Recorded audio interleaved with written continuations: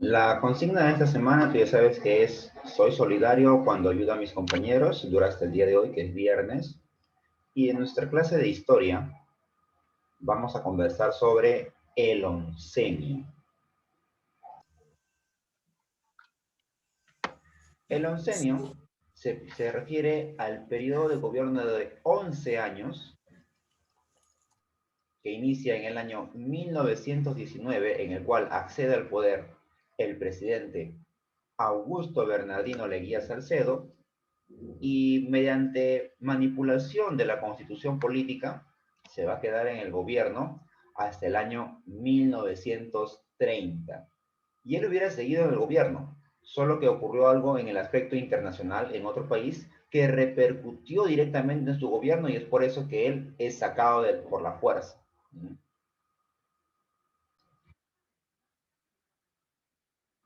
Leguía ingresa al poder mediante golpe de Estado al presidente José Pardo y Barrera. Esto ocurrió el 4 de julio del año 1919.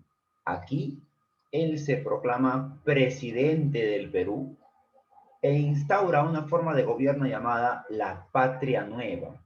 ¿Qué es la Patria Nueva? Ahora lo vamos a conocer en el aspecto político. En el aspecto político vamos a ver qué significa para él la Patria Nueva y por qué la gente lo acepta. Posteriormente, convoca a una Asamblea Nacional donde lo designan ya de manera oficial como presidente del país. En el aspecto político, Leguía plantea la patria nueva, ya te había comentado. Ahora, ¿qué significa para él la patria nueva? Es una nueva forma de gobierno, donde se saca de lado al partido civil porque no ha contribuido tanto con la población y él, como nuevo personaje aristócrata, nueva persona con dinero, va a darle beneficios al pueblo, renovar esa forma de gobierno que la aristocracia había dejado y que no había beneficiado tanto a la población, y a través de un nuevo gobierno darle los beneficios que el pueblo realmente necesita. Una patria nueva, y la gente así lo entiende y la gente lo apoya. Esta patria nueva va a estar oficializada en la Constitución del año 1920. Luego de 60 años de una constitución que se había hecho en el año 1860, Leguía la cambia. Esa constitución de Castilla, Leguía la cambia. Y en el año 1920 pone una nueva constitución. En realidad, esa constitución sirvió para que Leguía se consolide como un dictador, pero él no es militar, así que dictador civil, porque prácticamente él controlaba todo el poder con sus personas, con su gente de confianza, ¿no? Con sus amigos que estaban ahí como ministros, en la gendarmería, en la milicia. Ya al final de su gobierno, casi en los últimos 2 años o 3, va a enfrentarse a unos opositores realmente fuertes en el aspecto político, los famosos partidos de masa. De esos 3 partidos de masa que se crean, uno sigue vigente hasta el día de hoy. Vamos a conocer ahora cuál es ese partido. Uno de los primeros partidos políticos con gran cantidad de seguidores se fundó en el año 1924 en México, llamado Alianza Popular Revolucionaria Americana. Y como decía su fundador, el APRA, aquí tenemos al gran fundador Víctor Raúl Haya de la Torre.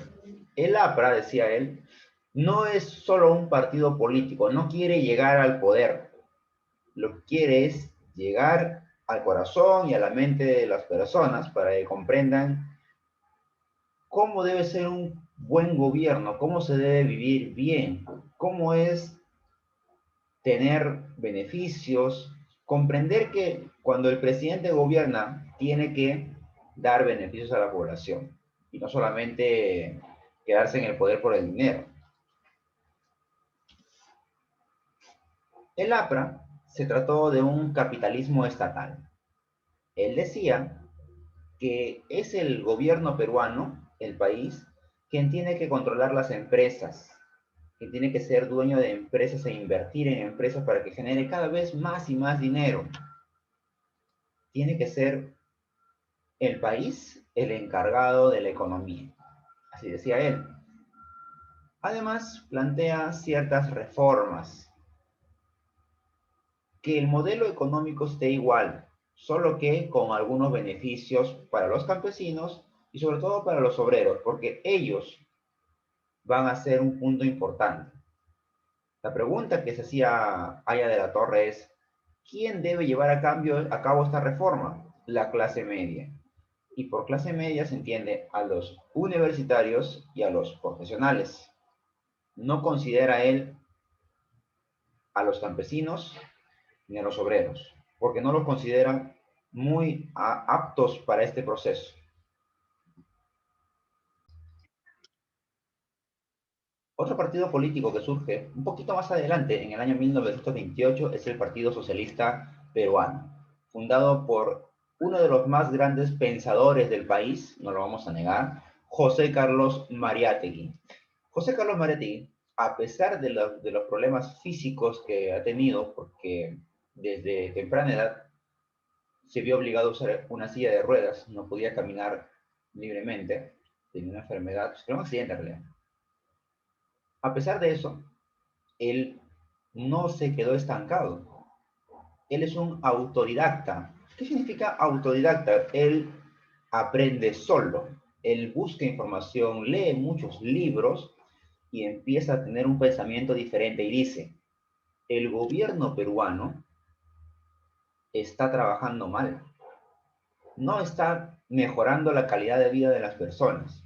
Por lo tanto, los obreros y los campesinos deben organizarse para cambiar esa forma, esa situación, cambiar esa forma de gobierno y que los obreros y campesinos bien organizados como los sindicatos tomen el control del poder, tomen el control del gobierno. Mariátegui nunca pisó una universidad. Él fue un autodidacta, como te dije. Y muchos dicen, felizmente no pisó una universidad, porque si hubiera ingresado a una universidad, de repente hubiera hecho cosas más grandes. Y hubiera tomado de repente el poder, hubiera sido presidente, hubiera cambiado la situación del país. No se sabe. Tanto Aya de la Torre como José Carlos Mariátegui van a ser un obstáculo para Leguía. Es por eso que Leguía se reúne con Mariátegui y le dice, mira, tú eres una persona ilustre, una persona muy inteligente, un pensador, un filósofo, muy admirador de las ideas socialistas de Europa. ¿Por qué no te vas a Europa a estudiar? El gobierno peruano te lo va a pagar. Y de esa manera Mariátegui acepta, viaja a Italia y Leguía se deshizo de él fácilmente, porque ya no tenía opositores acá. Y Aya de la Torre lo expulsa del país. De esa manera Leguía pudo controlar a estos partidos políticos momentáneamente. La mafia existe. Vamos al aspecto económico, un aspecto importante durante el gobierno de Leguía, ya que va a cambiar las características que tenía el país. Nosotros teníamos una influencia y dependencia muy marcada con Gran Bretaña, con Inglaterra, pero con la llegada de Leguía al poder, ahora empezamos a recurrir a los préstamos de Estados Unidos. Leguía conversa y negocia y solicita varios préstamos. En esta época, a estos préstamos pequeños se les llama empréstitos. Empréstitos. Son pequeños préstamos, no tan fuertes como va a intentar hacer la guía al final de su gobierno, pero sí, por ejemplo, de 2.000 millones de dólares, 3.000 millones de dólares. Al final de su gobierno, Leguía intentará el famoso préstamo del siglo, alrededor de 25.000 millones de dólares. Pero Estados Unidos, viendo que es muy probable que su economía tiemble y colapse, no hace ese préstamo. Felizmente para el Perú, porque si no nos hubiera cobrado. Entonces, la influencia cambia de Gran Bretaña a Estados Unidos. En esta época se funda el Banco Central de Reserva del Perú, el BCR. El BCR tiene como función estabilizar la economía. que no haya mucho dinero ni poquito dinero, porque cuando hay mucho dinero se genera inflación y cuando hay poquito dinero se genera deflación. Y ambos son fenómenos que afectan a las personas en el precio de los productos, en los salarios, etc. Hubo una cuestión con el petróleo. En la zona norte del Perú, en La Brea y Pariñas, este petróleo ahora va a ser administrado por una empresa norteamericana llamada la IPC. Profesor, ¿qué significa la IPC? International Petroleum Company, es decir, la Compañía Internacional de Petróleo de Estados Unidos va a manejar nuestro petróleo en la zona norte y el Perú a cambio va a recibir una cantidad de dinero. Porque si esta empresa no existiese o no la trabaja, el petróleo se queda ahí estancado y el Perú no va a recibir nada de dinero. Entonces le conviene al Perú que esta empresa trabaje este petróleo. El problema fue que nos iba a ganar una cantidad de dinero muy pequeña, muy poquita. Y Leguía aceptó este acuerdo. ¿Por qué aceptó? Por los préstamos que estaba recibiendo de Estados Unidos. Si Leguía se oponía, probablemente Estados Unidos no iba a ceder más préstamos. Esto ocurrió en el famoso Laudo de París. Así se llamó este tratado.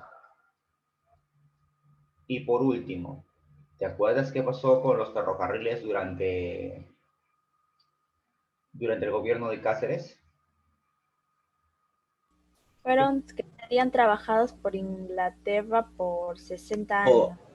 por 66 años iban a pasar a manos de administración de la casa Grace, ¿te acuerdas? En esta época, faltando poco ya para que termine ese contrato, Leguía establece la creación de la Peruvian Corporation, una empresa que va a administrar los ferrocarriles.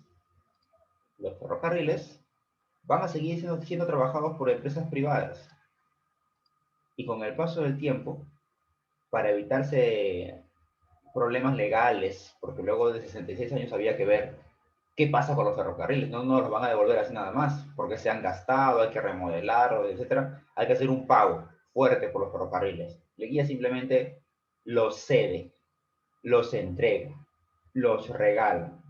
Es por eso que a Leguía se le conoce como uno de los presidentes más entreguistas.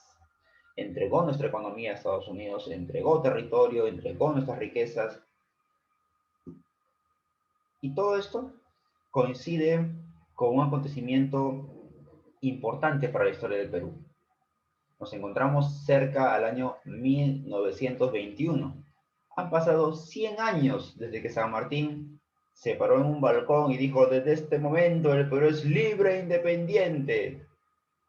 100 años de la independencia, es decir, estábamos celebrando nuestro centenario de la independencia. Y el 28 de julio el bicentenario. A pesar de eso, se intentó estabilizar un poco el gobierno. Mucho dinero.